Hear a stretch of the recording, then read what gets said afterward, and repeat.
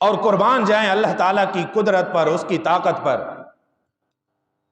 کہ جب سے یہ قرآن نازل ہوا ہے اس وقت سے لے کر اب تک جن الفاظ میں یہ قرآن نازل ہوا ہے وہی الفاظ آج تک بھی باقی ہیں اور انشاءاللہ العزیز قیامت تک باقی رہیں گے۔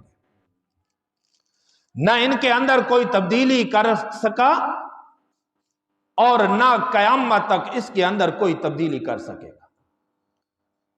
کسی کے اندر کوئی جرأت اور ہمت نہیں ہے۔ کیوں؟ اس لیے کہ اللہ تعالیٰ کا یہ اعلان ہے کہ انا نحن نزلنا الذکر وانا لہ لحافظون، کہ ہم نے اس قرآن کو اتارا ہے، ہم نے اس قرآن کو بھیجا ہے دنیا کے اندر اور اس کی حفاظت کرنے والے بھی ہم ہیں، اللہ فرما رہے ہیں۔ اور جب اللہ کسی چیز کی حفاظت کرنے پہ آ جائے تو پھر اس کو کوئی نقصان نہیں پہنچا سکتا۔ اللہ کی طاقت کا کوئی مقابلہ نہیں، اللہ کی قدرت کا کوئی مقابلہ نہیں۔ اور اللہ تعالیٰ نے ایسے ایسے طریقوں سے قرآن کریم کی حفاظت فرمائی ہے کہ انسان حیران ہو جاتا ہے۔ اور بعض دفعہ تو اللہ تعالیٰ نے یہ بھی دکھا دیا کہ دنیا کے اندر تو اے انسان تو ہر کام ایک سبب سے، طریقے کے ذریعے کرتا ہے نا، میں اللہ اسباب کا محتاج بھی نہیں ہوں، میں اگر چاہوں تو بغیر اسباب کے اپنے کلام کو قیامت تک محفوظ رکھ سکتا، اور اس نے ایسا کر کے دکھایا۔ اللہ تعالیٰ اسباب کا محتاج نہیں ہے۔ تو اس لیے قرآن کی یہ شان ہے، یہ عظمت ہے کہ قرآن محفوظ ترین کتاب ہے، محفوظ ترین کتاب۔ اور مسلمان کے جو عقائد ہیں ان عقائد میں سے ایک عقیدہ یہ بھی رکھنا ضروری ہے کہ قرآن اللہ کا کلام ہے اور محفوظ کلام ہے۔ یہ مسلمان کے لیے عقیدہ رکھنا ضروری ہے۔ اور میں نے اپنی گفتگو میں یہ بات عرض کی کہ اللہ تعالیٰ نے خود اعلان فرمایا کہ ہم نے اس قرآن کو اتارا اور ہم اس کی محافظ ہیں۔ اور اس کے متعلق ایک دو واقعات میں آپ کے سامنے رکھتا ہوں۔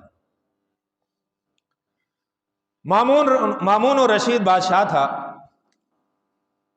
تو اس کے دربار میں ایک یہودی آیا اور اس نے جب گفتگو کی، کلام کی، تو وہ اس سے پتہ چلا کہ بھئی یہ تو بڑا ماہر آدمی ہے، بڑا علمی آدمی ہے، بڑے اس کے پاس اللہ تعالیٰ نے اس کو علم عطا کیا تھا۔ تو مامون الرشید نے اسے کہا کہ بھئی تم مسلمان ہو جاؤ، کلمہ پڑھو، دائرہ اسلام میں داخل ہو جاؤ۔ تو اس نے انکار کر دیا۔ وہ کہنے لگا کہ میں اپنے آباء و اجداد کا دین نہیں چھوڑ سکتا، ان کا طریقہ نہیں چھوڑ سکتا۔ بہرحال بات ختم ہو گئی۔ 1 سال گزر گیا۔ 1 سال گزرنے کے بعد وہی یہودی دوبارہ مامون الرشید کے دربار میں آتا ہے،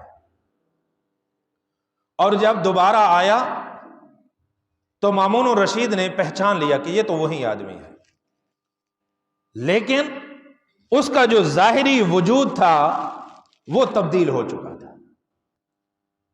اب وہ مسلمانوں والے حلیے میں آیا تھا، پہلے یہودیوں والے حلیے میں، اور 1 سال گزرنے کے بعد جب وہ دوبارہ آیا تو وہ مسلمانوں والے حلیے میں آیا۔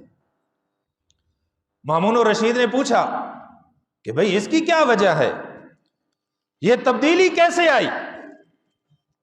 تو وہ کہنے لگا کہ جی میں کاتب ہوں، کتابیں لکھتا ہوں، اور وہ کتابیں لکھ کر میں پھر وہ بیچ دیا کرتا ہوں۔ تو اس نے کہا کہ میں نے سب سے پہلے تورات لکھی اور اس کے 3 نسخے میں نے تیار کیے، اور ان 3 نسخوں کے اندر میں نے تبدیلی کر دی اپنی طرف سے، اپنے ہاتھ سے لکھا اور ان 3 نسخوں کے اندر میں نے رد و بدل کر دیا۔ وہ کہنے لگا میں یہ نسخے لکھ کر یہودیوں کے علماء کے پاس گیا کہ میں نے تمہاری کتاب ہاتھ سے لکھی ہے، میں اس کو بیچنا چاہتا ہوں، اگر آپ راضی ہیں خریدنے کے لیے نہیں۔ تو انہوں نے بڑی خوشی خوشی قبول کر لیا، خرید لیا، کہتے میں نے ان کو بیچ دی۔ پھر وہ کہتا ہے کہ اس کے بعد میں نے انجیل لکھی، اس کے بھی میں نے 3 نسخے تیار کیے اور ہر نسخے کے اندر میں نے تبدیلی کر دی، رد و بدل کر دیا، کوئی نسخہ دوسرے کے ساتھ نہیں ملتا تھا۔ میں انجیل کے یہ 3 نسخے تیار کر کے عیسائی علماء کے پاس گیا، میں نے کہا میں نے تمہاری کتاب لکھی ہے، یہ 3 نسخے میں لے کر آیا ہوں، میں انہیں بیچنا چاہتا ہوں، تم خریدنے کے لیے راضی ہو، تیار ہو؟ انہوں نے فوراً اس کو قبول کر لیا اور خوشی خوشی انہیں خرید لیا۔ اور پھر وہ کہتا ہے، اس نے کہا کہ اس کے بعد میں نے قرآن لکھا۔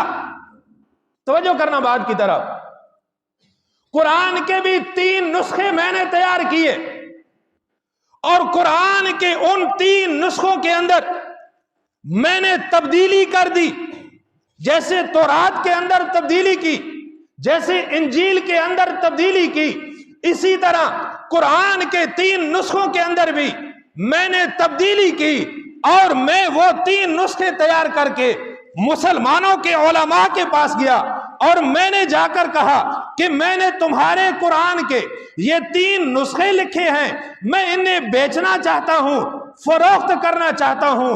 انہوں نے وہ نسخے لے لیے اور نسخے لے کر اس قرآن کو پڑھا، اس قرآن کو چیک کیا اور چیک کرنے کے بعد وہ یہ کہنے لگے کہ نہیں نہیں، یہ ہمارا قرآن نہیں ہے، یہ تبدیل شدہ قرآن ہے، اس میں فرق ہے، یہ وہ کلام نہیں ہے جو اللہ نے محمد رسول اللہ کے قلب اطہر پر اتارا تھا، اس میں تبدیلی ہو چکی ہے، ہم اسے خریدنے کے لیے تیار نہیں ہے۔ وہ یہودی کہنے لگا، اس کے بعد مجھے یقین ہو گیا اگر دنیا میں کوئی کلام کتاب سچی ہے تو وہ قرآن ہے، قرآن کے علاوہ کوئی کتاب سچی نہیں ہے۔ اور اس نے کہا کہ اس لیے میں نے فوراً کلمہ پڑھ لیا اور مسلمان ہو گیا، فوراً مسلمان ہو گیا۔ یہودیوں کی کتابوں کے اندر تبدیلیاں، عیسائیت کی کتاب کے اندر تبدیلی، لیکن قرآن کے اندر آج تک کوئی تبدیلی نہیں کر سکا اور نہ کر سکے گا۔ حجاج بن یوسف کا آپ نے نام سنا ہوگا، بہت ظالم تھا، بڑے بڑے ظلم کیے تھے اس نے، بڑے بڑے عظیم علمی لوگوں کو اس نے قتل کیا تھا۔ اور یہ بات بھی آپ کے علم میں ہونی چاہیے کہ ہمارے پاس جو قرآن کریم کے نسخے موجود ہیں، اس کے اوپر جو زبر زیر پیش جو اعراب لگے ہوئے ہیں، تو یہ حجاج بن یوسف کا کارنامہ ہے، یہ کام اسی نے کیا تھا۔ تو تاریخ میں یہ بات لکھی ہے کہ جب وہ یہ کام کر رہا تھا نا، قرآن کریم کے اوپر یہ زبر زیر لگا رہا تھا، تو اس وقت اس کے پاس یہودی علماء کے 10 آدمیوں کا وفد آیا حجاج بن یوسف کے پاس، اور آ کر وہ کہنے لگے کہ جی ہمیں پتہ چلا ہے کہ آپ قرآن کے اوپر زبر زیر وغیرہ لگا رہے ہیں، اس کے اوپر کام کر رہے ہیں۔ تو کہنے لگے بالکل ہاں میں کام کر رہا ہوں۔ تو وہ کہنے لگے کہ جی ہماری ایک عرضی ہے، ہماری ایک درخواست ہے، اگر آپ اسے قبول کر لیں۔ تو اس نے کہا کہ بھائی بتاؤ۔ تو وہ کہنے لگے کہ جی قرآن کریم کے اندر حضرت موسیٰ علیہ السلام اور حضرت خضر علیہ السلام کا واقعہ بیان ہوا ہے، قرآن کے اندر موجود ہے۔ اور اس واقعے کے اندر یہ بات بھی لکھی ہے کہ جب حضرت موسیٰ علیہ السلام اور حضرت خضر علیہ السلام دونوں ایک بستی کے اندر گئے اور انہیں کہا کہ جی ہم مسافر ہیں، ضرورت مند ہیں، تو مہمان ہیں، تو ہماری کچھ آپ مہمان نوازی کر لیں، تو ان بستی والوں نے انکار کر دیا۔ اور قرآن کریم کے اندر الفاظ ہیں فَأَبَوْا أَن يُضَيِّفُوهُمَا، کہ انہوں نے ان کی مہمان نوازی سے انکار کر دیا کہ ہم آپ کے مہمان نوازی نہیں کرتے۔